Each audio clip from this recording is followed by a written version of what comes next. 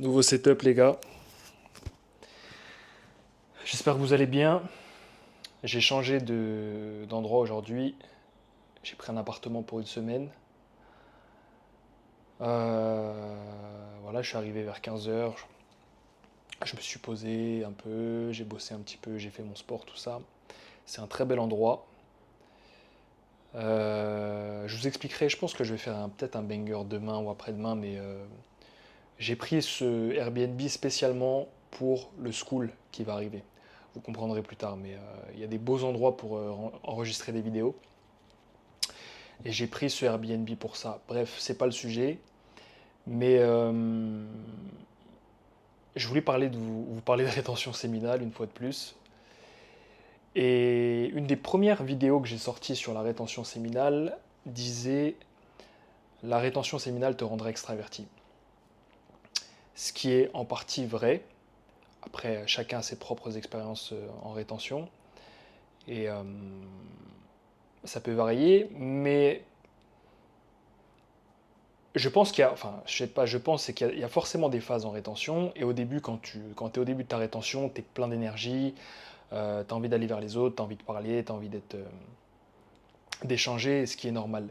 Mais il y a aussi une période où la rétention risque de t'isoler grandement, ce qui est assez logique parce que quand tu es en rétention, et surtout quand tu es en abstinence, tu enlèves le SEX de ta vie. Et que tu sois un homme ou une femme, le SEX prend une grande partie de ta vie.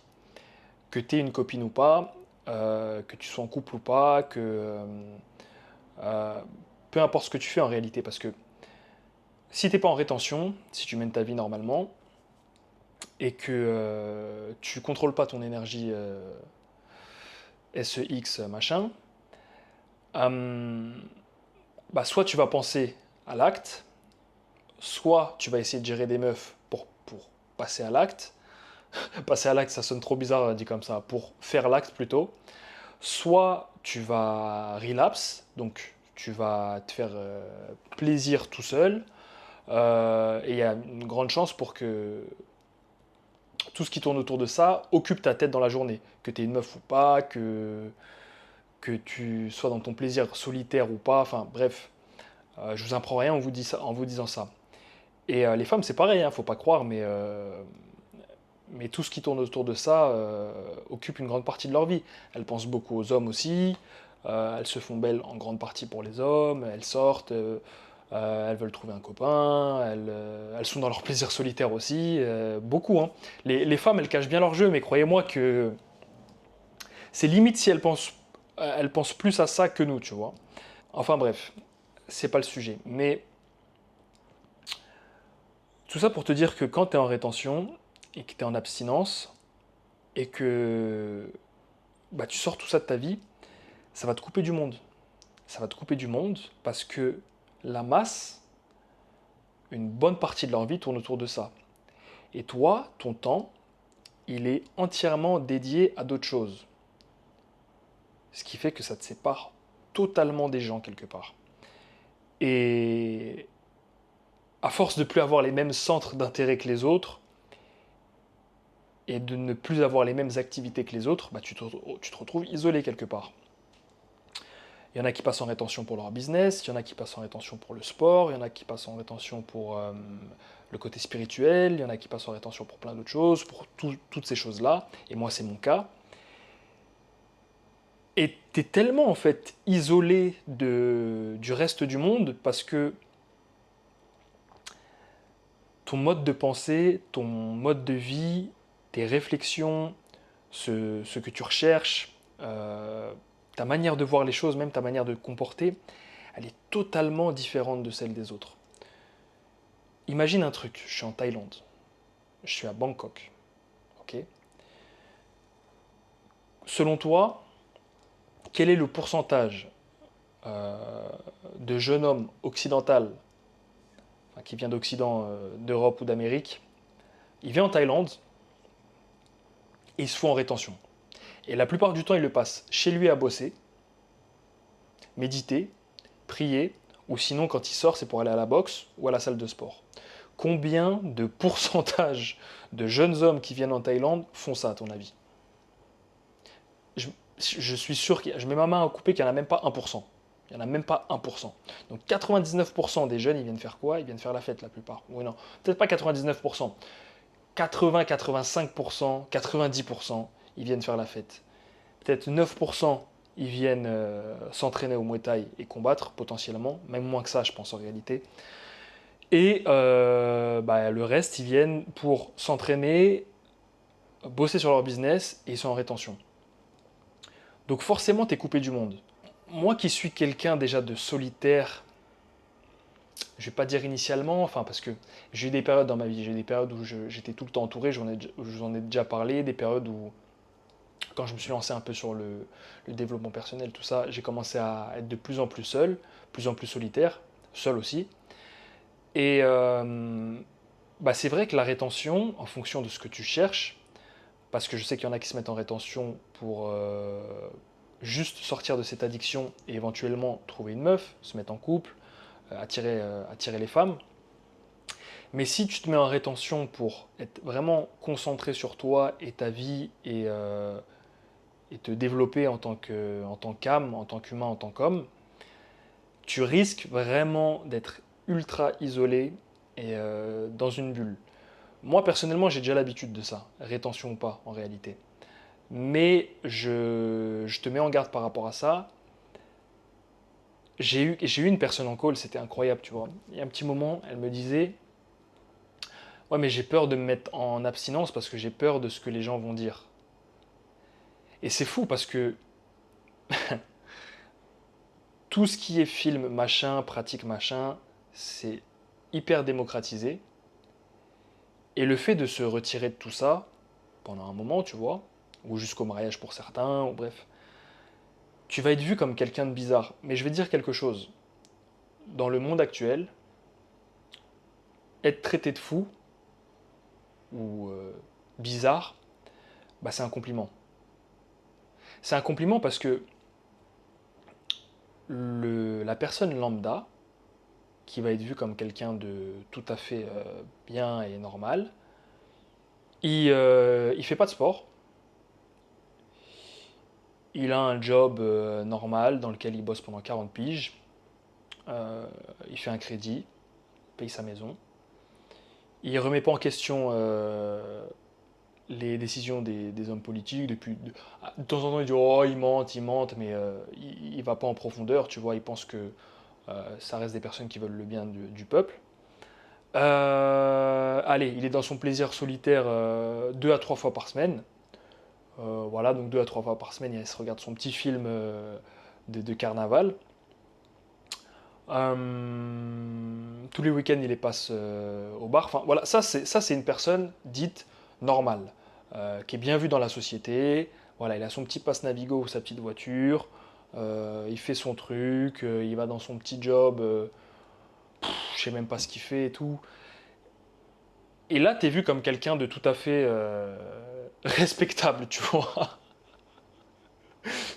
Tu gicles 2 3 fois par semaine sur ton clavier, c'est très bien. T'es respectable. Mais si t'es quelqu'un qui remet en question ce qu'on lui propose, déjà tu regardes même pas la télé, mais ce que l'ordre lui propose, enfin bref, vous savez la période, je mélange un peu tout, vous connaissez, mais la période 2020, on était tous enfermés chez nous. J'ai commencé à ouvrir les yeux sur pas mal de choses, même si mon éveil avait commencé avant ça. Mais là, ça a mis un coup d'accélérateur. Et je pense que vous êtes beaucoup, on est nombreux à être comme ça. Et j'ai réalisé de plus en plus de choses. Sauf que quand je commençais à les dire autour de moi, j'étais vu comme un fou. J'étais vu comme un fou. Et il y a même des membres de ma famille, je les aime, mais ils me disaient que j'étais un gourou. Parce qu'il y a eu des épisodes où. Enfin bref, je sais pas si je peux raconter ça, mais. euh, si j'avais commencé ma chaîne YouTube à l'époque, ça aurait été n'importe quoi. Mais j'étais vu comme un fou, tu vois. J'étais vu comme un fou, j'étais vu comme un gourou. Et 3, 4, 5 ans après, et ce que je disais à l'époque, les gens qui me disaient que j'étais fou, le disent maintenant.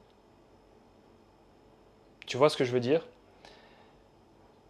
Et peut-être que tout ce qu'on fait, le fait de se mettre en rétention, le fait de se mettre en abstinence, le fait de se concentrer sur sa personne, le fait de faire attention aux choses qu'on mange, le fait de s'entraîner, le fait d'essayer de se tourner vers un mode de vie plus sain, de se tourner vers Dieu, ce qui semble assez normal dit comme ça, mais peut-être que d'ici 5 ans, ça deviendra la norme en réalité. Et j'espère que ça deviendra la norme. Parce que les gens ne se rendent pas compte, comme c'est nouveau, c'est toujours vu comme quelque chose de dangereux ou de bizarre, mais les gens ne se rendent pas compte que si on fait ça, c'est qu'on se rend compte à quel point notre génération est devenue totalement dégénérée et qu'on a été dégénéré, moi le premier, j'étais un dégénéré aussi avant dans ma jeunesse, et qu'on se rend compte qu'on est allé beaucoup trop loin dans la bêtise et qu'il y a un moment il faut dire stop et essayer de se dire bon ok, là on est totalement parti en vrille, comment on fait pour redevenir des personnes respectables et se respecter et essayer d'aller vers la lumière parce qu'on a trop connu je vais pas dire la noirceur, tu m'as vu quand même, pourquoi c'est toujours noir le problème, tu vois, mais vers les ténèbres, voilà, pour appeler ça comme ça. Mais tout ça pour te dire que, pourquoi je te parlais de ça, c'est que n'aie pas peur de faire les choses que tu as envie de faire, et c'est pas seulement par rapport à la rétention, mais tout en général, n'aie pas peur de faire les choses juste parce que les gens, pour eux, c'est quelque chose de totalement fou. C'est juste que ces gens-là, ils n'ont pas encore la connaissance et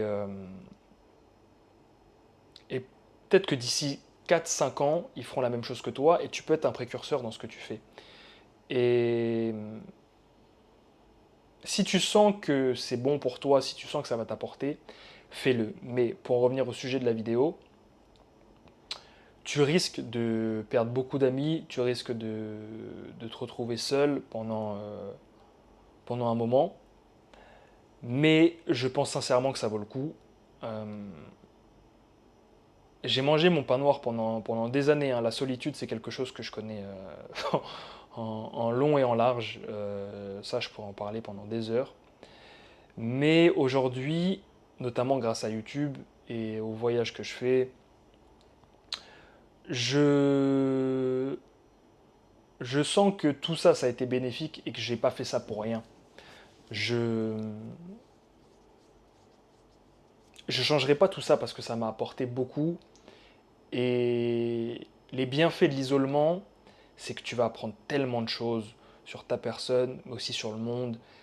T'es, j'aime bien cette image d'aller dans sa grotte et ils appellent ça diguer en fait. Ça c'était plus pour les recherches de son, mais de creuser, tu vois, de creuser sur le monde, l'univers, sa personne. C'est pour ça que j'ai pas envie d'arrêter mon abstinence. Il y a toujours un côté qui me dit attends, vas-y, va kiffer, tout ça, machin. Et de l'autre, je me dis t'es au début de quelque chose de grand là, donc continue sur ça, et c'est pour ça que je continue. Et aussi d'un point de vue temps et tout ça, je gagne beaucoup de temps. Mais bref, la rétention, je suis un peu parti dans tous les sens, vous me connaissez, mais la rétention risque de t'isoler, sois préparé à ça. Peut-être que tu te sens déjà isolé aujourd'hui, donc ça ne changera rien, mais ça va t'isoler sur un plan spirituel euh, et sur un plan mental plus que d'habitude.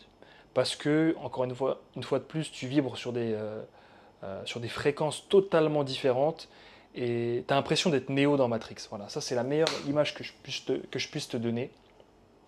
Quand tu commences à comprendre le monde et à voir comment le monde fonctionne, c'est déjà une étape. Mais quand tu rajoutes la rétention à ça et que tu maîtrises ton énergie, alors que les gens sont totalement esclaves de ça, et ben là tu te mets à être une personne totalement différente. Mais vraiment, tu...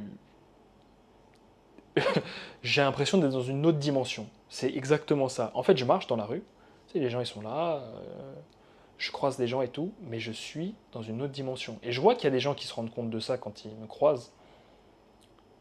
Les manières dont les gens te regardent ou te parlent, il y en a, ils savent pas trop comment t'aborder parce que t'es là, mais t'es pas là.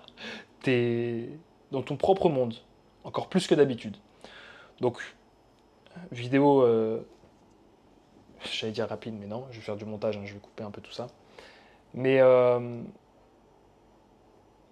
c'est un des beaux côtés de la rétention, c'est vraiment cet éveil spirituel que ça peut t'apporter.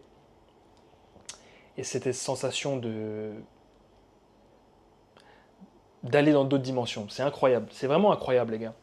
C'est dur de mettre des mots sur ça, mais je serais curieux de voir votre expérience par rapport à tout ça les gars. Si, mettez en commentaire depuis combien de temps vous êtes en rétention, depuis ce que ça apporte dans votre vie, comment vous voyez les choses.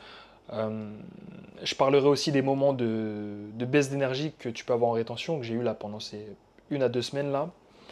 Comment gérer tout ça et tout, mais partager ça. De toute façon, même dans mon school, je ferai un module spécialement par rapport à la rétention, on pourra échanger sur ça et tout ça.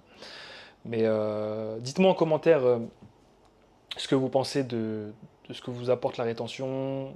Est-ce que vous êtes assez d'accord avec ce que je viens de dire sur le fait de cette sensation d'isolement, de passer dans d'autres dimensions parfois. Donc j'attends vos retours en commentaire les gars. Je vous dis à la prochaine les gars, lien de mes calls toujours en description. Accompagnement personnalisé, tu m'envoies un mail, vous connaissez la chanson.